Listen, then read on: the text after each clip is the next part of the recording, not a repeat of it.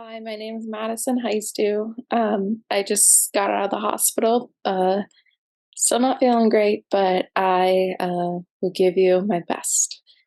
So this is the third time I have read the article on the Nacirema tribe, and every single time I get something new out of the article.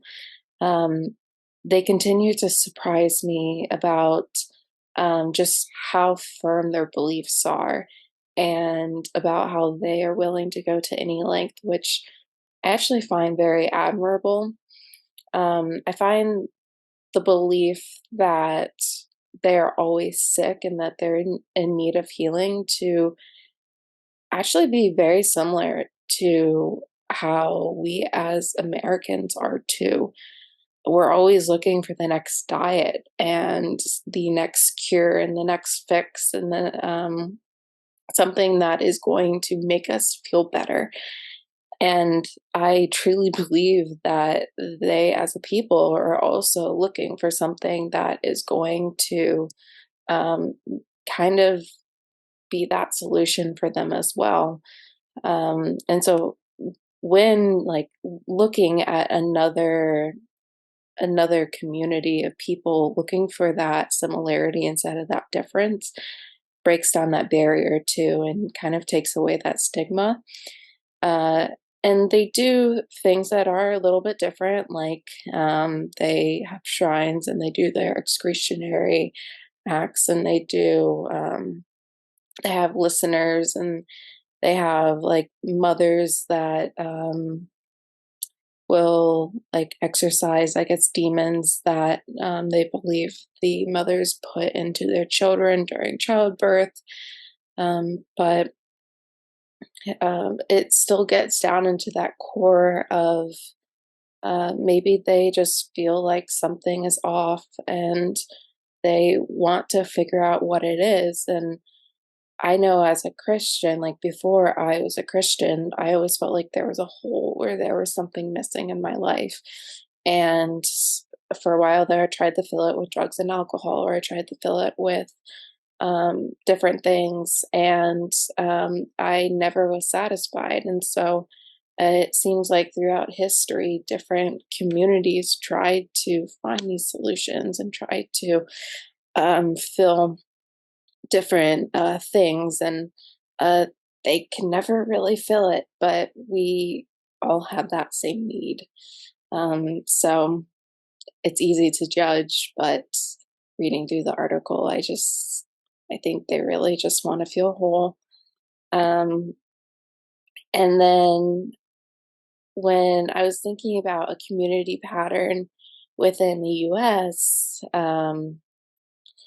I decided to think about portion sizes and um, about like supersize me, and how Americans have always been enamored with this idea of the American dream, and that the bigger something is, the better. And that, like, even when a smaller size would suffice, and that Americans also put a lot of value in capitalism and getting as much bang for your buck.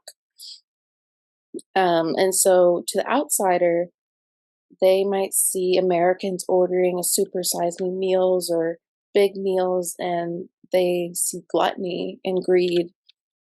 And while many people in the world are starving, the US is increasing their BMIs and their obesity levels and creating health issues for themselves. And it doesn't make any sense. Americans also value convenience, and fast food offers the ability to live in a fast paced life. And if Americans order supersize me, like they could split the meal in half and save the other half for later. It would make the most sense financially. Then other countries might not have as much of an issue with the practice. In 2019, McDonald's actually got rid of their supersize me because it wasn't as they weren't making as much of a profit off of it.